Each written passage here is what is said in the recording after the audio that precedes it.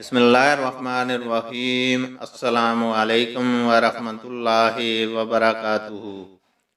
حدیث نبوی صلی اللہ علیہ وسلم ہے، لوگ کہتے ہیں کہ ابو ہریرہ رضی اللہ تعالیٰ عنہ بہت حدیثیں بیان کرتے ہیں، اور میں کہتا ہوں کہ قرآن میں 2 آیتیں نہ ہوتیں تو میں کوئی حدیث بیان نہ کرتا۔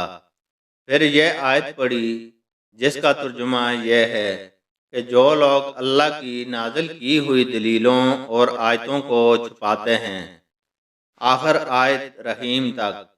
واقعہ یہ ہے کہ ہمارے مہاجرین بھائی تو بازار کی خرید و فروخت میں لگے رہتے تھے، اور انصار بھائی اپنی جائیدادوں میں مشغول رہتے، اور ابو ہریرہ رسول اللہ صلی اللہ علیہ وسلم کے ساتھ جی بھر کر رہتا، تاکہ آپ کی رفاقت میں شکم پری سے بھی بے فکری رہے، اور ان مجلسوں میں حاضر رہتا جن مجلسوں میں دوسرے حاضر نہ ہوتے، اور وہ باتیں محفوظ رکھتا جو دوسرے محفوظ نہیں رکھ سکتے تھے۔